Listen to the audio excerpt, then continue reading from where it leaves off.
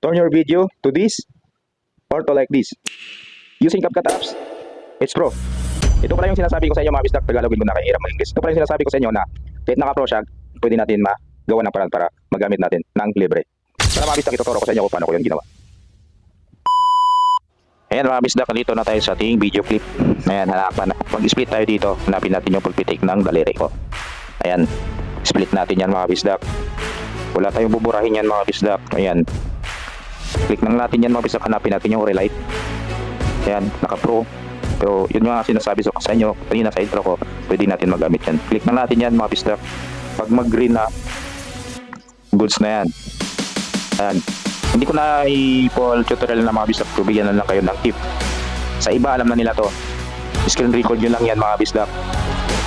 Pagkatapos yung may screen record, yung video na yan na in-edit nyo, i-upload nyo. Ayan mga bisdak, iba na-upload nyo na.